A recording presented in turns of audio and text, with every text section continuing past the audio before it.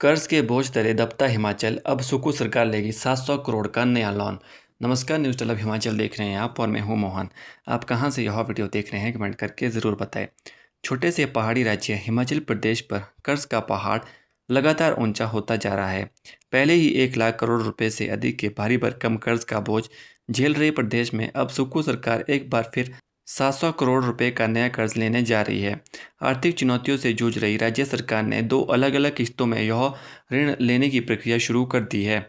सरकार का कहना है कि यह राशि विकास कार्यों में खर्च होगी, जबकि विपक्ष इसे प्रदेश को कर्ज के दलदल में धकेलने वाला कदम बता रहा है।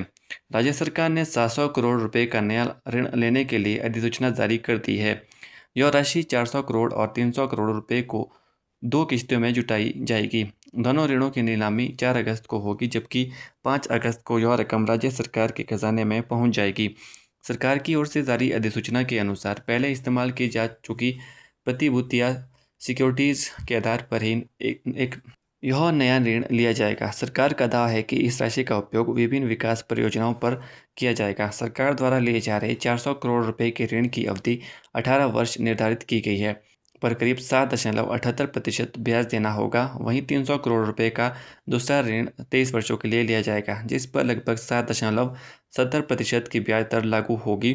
यानी आने वाले वर्षों तक प्रदेश को इस कर्ज की किस्तें और ब्याज दोनों चुकाने होंगे। हिमाचल प्रदेश की आर्थिक स्थिति पहले से ही दबाव में है। राज्य पर कुल कर्ज का आंकड़ा 1 लाख करोड़ रुपए का स्तर पार कर चुका है।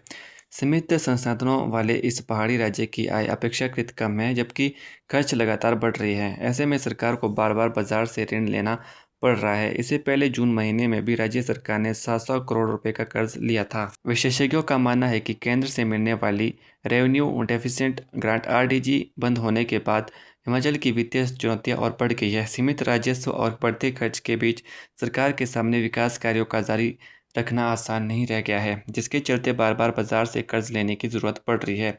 नए कर्ज को लेकर राजनीतिक बयानबाजी भी शुरू हो गई है। नेता प्रतिपक्ष जयराम ठाकुर ने आरोप लगाया कि वर्तमान सरकार विकास के बजाय कर्ज के सहारे प्रदेश चला रही है और हिमाचल को कर्ज के बोझ तले दबा दिया है। वहीं मुख्यमंत्री सुखविंदर सिंह सुक्खू के मीडिया सलाहकार नरेश चौहान ने पलटवार करते हुए कहा कि वर्तमान आर्थिक संकट और भारी कर्ज की बड़ी वजह पिछली भाजपा सरकार की वित्तीय नीतियां है। उन्होंने कहा है कि पिछली सरकार कर्मचारियों और पेंशनरों की हजारों करोड़ रुपए की देनदारियां छोड़कर गई थी, जिसका असर आज भी राज्य की वित्तीय स्थिति पर पड़ रहा है। इस बीच शनिवार को राज्य सरकार के कर्मचारियों और पेंशनरों के खातों में वेतन और पेंशन की राशि जमा होने की उम्मीद है। हालांकि सरकार द्वारा लिया जा रहा नया ऋण 5 अगस्त को खजाने में पहुंचेगा, लेकिन वेतन और पेंशन का भुगतान पूर्व निर्धारित वित्तीय व्यवस्था के तहत किया जा रहा है।